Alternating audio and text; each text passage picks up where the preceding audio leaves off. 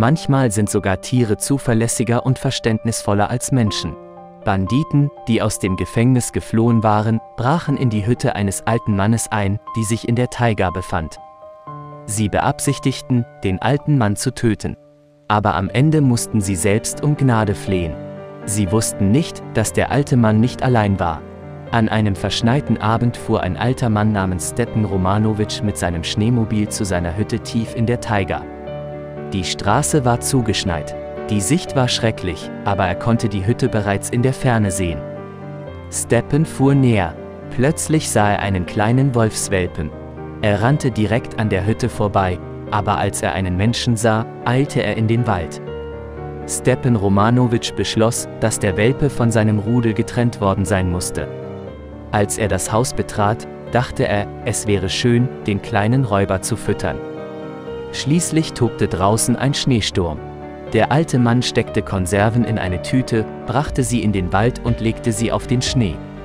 Der Wolfswelpe, der darauf wartete, dass der alte Mann ging, stürzte sich auf das Futter. Nachdem er alles gefressen hatte, hatte der Räuber keine Eile, wegzugehen. Es schien, als würde er den alten Mann um einen weiteren Leckerbissen bitten. Er öffnete eine zweite Dose und fütterte das Tier.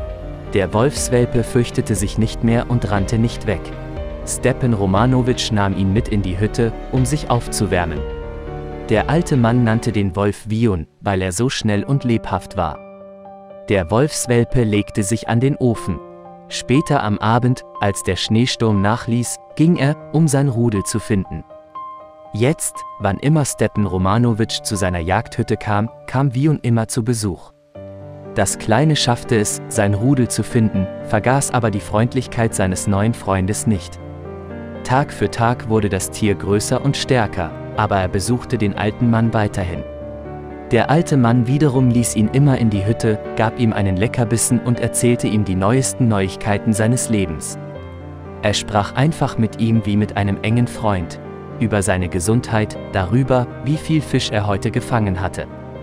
Der Wolf hörte dem alten Mann mit Vergnügen zu und wedelte mit dem Schwanz. Eines Abends hörte der alte Mann plötzlich eine raue Männerstimme hinter der Tür, die er nie verschlossen hatte. Mehrere Männer betraten das Haus. Der alte Mann erkannte sofort, dass sie aus dem Gefängnis gekommen waren. Die Banditen befahlen dem alten Mann, ihnen zuzuhören, sonst würde er in Schwierigkeiten geraten. Einer der Verbrecher schlug den alten Mann, um es überzeugender zu machen. Als Reaktion darauf stürzte er sich auf den Täter, aber was konnte er tun? Der Gegner war viel größer und jünger als er. Die anderen näherten sich und begannen, den alten Mann zu fesseln, aber dann rannte der Wolfswelpe plötzlich in die Hütte. Er knurrte bedrohlich und biss einem der Täter in die Beine. Der Bandit zog eine Waffe, ein Schuss hallte durch den Raum. Der Wolfsjungen winselte und schoss aus der Hütte. Der Verbrecher grinste seine Kumpel an, aber er hatte noch keinen Schritt getan, als eine riesige Wölfin im Türrahmen erschien. Es war Viuns Mutter, gekommen, um ihr Kind zu rächen. Der Bandit erstarrte vor Angst.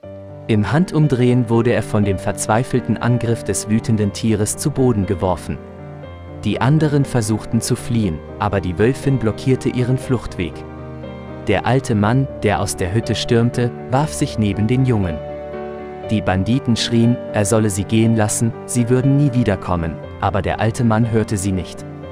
Vor ihm lag sein verwundeter Freund im Schnee. Der Wolfsjunge lag im Sterben. Das Bellen von Hunden und die Rufe von Menschen erfüllten die Luft. Die Banditen wurden gefasst. Stepan Roman saß weiterhin neben dem blutüberströmten Körper des Wolfes. Trauer und Tränen trübten seinen Blick. Er kannte den Jungen, seit er nur ein winziges Jungtier war. Er hatte ihn einst vor Hunger und Kälte gerettet, und jetzt blieb ihm nur noch die Trauer um seinen treuen Freund. Der Wolfsjunge hatte seine Freundlichkeit mit seinem ganzen Leben vergolten. Die Dunkelheit war gefallen und Schnee fiel.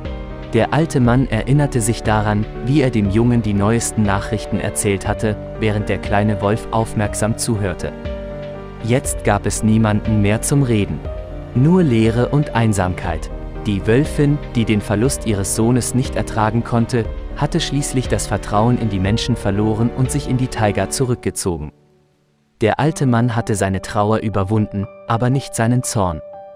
Die Tage vergingen, Die Monate flogen dahin.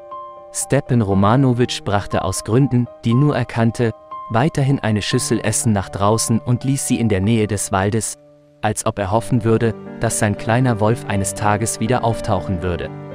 Er war gezwungen, mit diesem Schmerz zu leben, der von Menschen verursacht wurde.